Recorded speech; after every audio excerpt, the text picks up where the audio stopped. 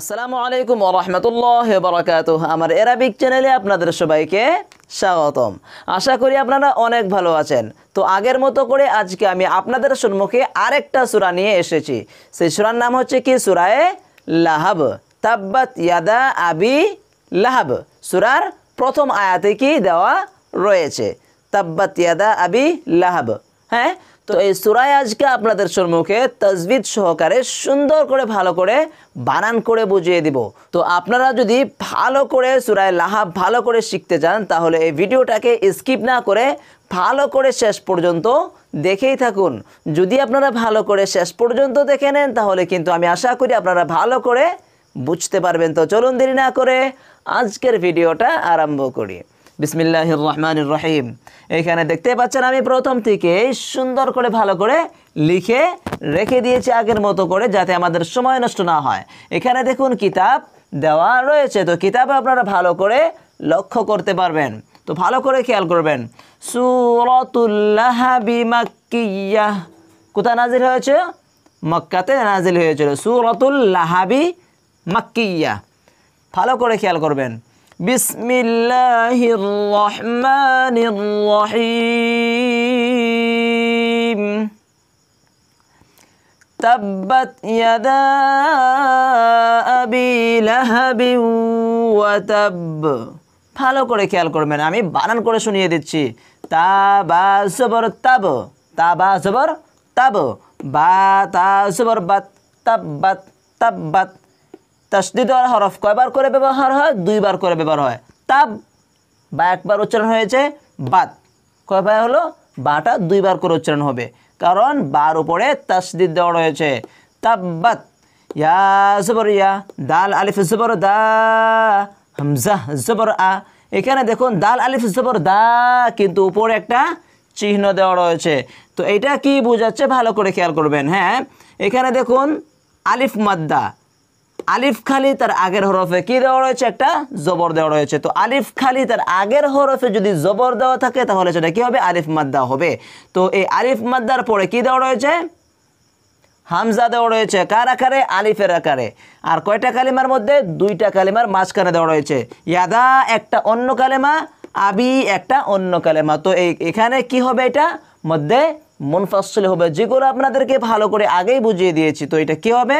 ইয়াদা, এটা কি মধ্যে মুনফাসিল হবে, আর এটাকে 3 আলিফ করে টেনে পড়তে হবে। তাব্বাত ইয়াদা, এরকম করে 3 আলিফ করে টেনে পড়তে হবে। বা ইয়াজের বি, ইয়া মাদ্দা। লাম জবর লা, হা জবর হা, বা ওয়াও দুই জের বিউ, বিউ 1 আলিফ টেনে পড়তে হবে। কেন টেনে পড়তে হবে? কারণ এখানে দেখুন কি ইদগামে নাকিস, আর ইদগামে নাকিস 1 আলিফ টেনে পড়তে হয়।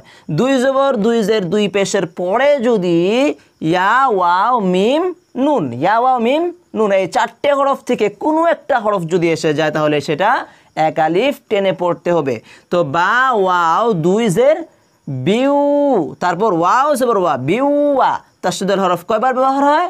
দুইবার ব্যবহার হয়। তাসদীদওয়ালা হরফ যদি দুইবার ব্যবহার করা হয় তাহলে বা ওয়াও 2 জের বিউ, ওয়াও জবর ওয়া, ওয়াও জবর ওয়া। তো এটা কি এসে গেল? ওয়াও এসে গিয়েছে। তো এটা কি হবে? 1 আলিফ টেনে পড়তে হবে। তারপর তা বা জবর তাব, বা জবর বা, তাব্বা। লাস্টের হরফে কি দেওয়া রয়েছে? তাসদীদ দেওয়া রয়েছে। তো এটা কিরকম করে পড়তে হবে? তাব তাব, এরকম করে নিঃশ্বাস নিতে হবে। তো ভালো করে খেয়াল করবেন। তাব্বাত ইয়াদা আবি লাহাবি ওয়া তাব, এরকম করে কি করতে হবে? নিঃশ্বাস নিতে হবে। ভালো করে খেয়াল করে শুনবেন। তাব্বাত ইয়াদা আবি লাহাবি ওয়া তাব, এরকম করে কি করতে হবে? পড়তে হবে। তো তারপর দেখুন মা আগনা আনহু মালুহু ওয়া মা কাসাব। ভালো করে খেয়াল করবেন। মিম আলিফ জবর মা, এটা কি আলিফ মাদ্দা, তারপর কি দেওয়া রয়েছে? হামজা দেওয়া রয়েছে। তো এটা কি হবে? মধ্যে মুনফাসিল হবে। একটা কথা ভালো করে খেয়াল করে শুনবেন। মিম আলিফ জবর মা, এটা কি আলিফ মাদ্দা। হ্যাঁ, আলিফ মাদ্দার পরে কি দেওয়া রয়েছে? হামজা দেওয়া রয়েছে। কিসের আকারে? আলিফের আকারে দেওয়া রয়েছে। কিসের আকারে দেওয়া রয়েছে? আলিফের আকারে দেওয়া রয়েছে। আলিফের আকার হচ্ছে কি যে এরকম করে দেওয়া রয়েছে। যদি এরকম করে দেওয়া থাকতো তাহলে সেটা কি হয়ে যেত? মধ্যে মুত্তাসিল হয়ে যেত। এরকম করে দেওয়ার জন্য কি হয়ে গেল? এটা মধ্যে মুনফাসিল হয়ে গেল। তো ভালো করে খেয়াল করবেন, মা আগনা, মিম আলিফ জবর মা, 3 আলিফ টেনে পড়তে হবে। তারপর হামজা গাইন জবর আগো, আগো। তারপর নুন খাড়া জবর না, মা আগনা। আইন নুন জবর আন, হা পেশ হু, আনহু, আনহু। মিম আলিফ জবর মা, মা আগনা আনহুমা। তারপর লাম পেশ লু, হা উল্টা পেশ, হু 1 আলিফ টেনে পড়তে হয়। উল্টা পেশ কয় আলিফ টেনে পড়তে হয়? 1 আলিফ টেনে পড়তে হয়। তারপর ওয়াও জবর ওয়া, মিম আলিফ জবর মা, মালুহু ওয়া মা।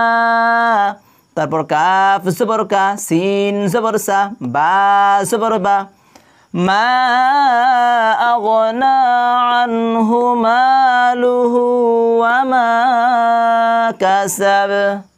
কিরকম করে পড়তে হবে? মা আগনা আনহু মালুহু ওয়া মা কাসাব। এরকম করে কি করতে হবে? লাস্টের হরফে বাটা কলকলা করে পড়তে হবে। তো তারপর দেখুন, সায়াসলা নারান যাতা লাহাবিন ওয়া ইমরাআতুহু। এইখানে ভালো করে খেয়াল করবেন, সিন জবর সা, ইয়া সাদ জবর ইয়াস, সায়াস, লাম খাড়া জবর লা, সায়াসলা। তারপর নুন আলিফ জবর রা, রা আলিফ 2 জবর রন, না রন হয়ে যায়। এখানে কিন্তু না রন পড়া যাবে না। কেন যাবে না? ভালো করে খেয়াল করে দেখুন, 2 জবরের পরে কি এসে গিয়েছে? জাল এসে গিয়েছে। তো 2 জবরের পরে যদি জাল এসে যায় তাহলে সেটা কি হবে? ইখফা হবে। আর ইখফা নাকের নরম জায়গা নিয়ে 1 আলিফ গুন্না করে পড়তে হবে। তো ভালো করে খেয়াল করে দেখবেন, না রং যাতা, না রং, নাকের নরম জায়গা নিয়ে পড়তে হবে, না রং যাতা। তারপর লাম জবর লা, হা জবর হা, বা ওয়াও 2 জের বিউ, নারান যাতা লাহাবিউ। এখানে বিউ কেন হয়ে গেল? এখানে যে গোল একটা নিশান দেওয়া রয়েছে এটাকে আয়াত বলা হয়, এখানে আয়াত দেওয়া রয়েছে। তো আপনারা যদি ইচ্ছা করেন তাহলে এখানে কি করতে পারবেন? নিঃশ্বাস নিতে পারবেন। কিরকম করে? সায়াসলা নারান যাতা লাহাব ওয়া ইমরাআতুহু তালাহাব, তালাহাব। তারপর ওয়া ইমরাআতুহু। যদি আপনারা এখানে নিঃশ্বাস না নেন তথাপিও কিন্তু এখানে মিলিয়ে নিয়ে পড়তে পারবেন। বা ওয়াও 2 জের বিউ, এটা কি মধ্যে নাকিস হয়ে যাবে যদি আপনারা মিলিয়ে নিয়ে পড়েন। তো কিরকম করে পড়তে হবে? সায়াসলা নারান যাতা লাহাবিন ওয়া ইমরাআতুহু। এরকম করে পড়তে হবে। আর লাস্টের হরফে দেখুন এখানে হার উপরে কি দেওয়া রয়েছে? উল্টা পেশ দেওয়া রয়েছে। তো হার উপরে যদি উল্টা পেশ দেওয়াও থাকে তথাপিও কিন্তু এখানে উল্টা পেশ কাজ করবে না। এখানে অটোমেটিকলি একটা কি এসে যাবে? জজম এসে যাবে। তো তারপর দেখুন, হাম্মালাতাল হাতাব, হা মিম জবর হাম, মিম মুশাদ্দাদ ওয়াজিব গুন্না, মিম আলিফ জবর মা, হাম্মা। লাম জবর লা, তা লাম জবর তাল, তা লাম জবর তাল। তা গিয়ে লামকে ধরবে, কারণ লামের উপরে কি দেওয়া রয়েছে? জজম দেওয়া রয়েছে। আর এই পাশে কি দেওয়া রয়েছে? জবর দেওয়া রয়েছে। তো জবর গিয়ে জজমকে ধরবে। তা লাম জবর তাল, হাম্মালাতাল, হা জবর হা, ত জবর ত, বা জের বি, হাম্মালাতাল হাতাব। কিরকম করে পড়তে হবে? হাম্মা, হাম 1 আলিফ গুন্না করে পড়তে হবে, কারণ কি মিম মুশাদ্দাদ ওয়াজিব গুন্না, এটাকে টানতেই হবে। হাম্মালাতাল হাতাব, হাতাব, হাম্মালাতাল হাতাব। এরকম করে কি করতে হবে? পড়তে হবে। তো তারপর দেখুন, ফি জিদিহা হাবলুম মিন মাসাদ, ফায়াজের ফি, জিম ইয়াজের জি, ফি জি, দাল জের দি, হা আলিফ জবর হা, হা বা জবর হাব, লাম মিম দুই পেশ, লুম, লুম মিম মুশাদ্দাদ ওয়াজিব গুন্না। মিমের উপরে আর নুনের উপরে যদি তাসদিদ দেওয়া থাকে তাহলে সেটা কি হবে? এক আলিফ গুন্না করে পড়তে হবে। লাম মিম দুই পেশ, লুম, লুম এটাকে গুন্না বলা হয়, এই গুন্নাটা করতে হবে। তারপর মিম, মিম জের মিম, এখানেও কিন্তু মিমের উপরে তাসদিদ দেওয়া রয়েছে, তো এখানেও কি হবে? গুন্না হবে। তারপর মিম জবর মা, সিন জবর সা, দাল দুই জের দিন, কীরকম করে পড়তে হবে?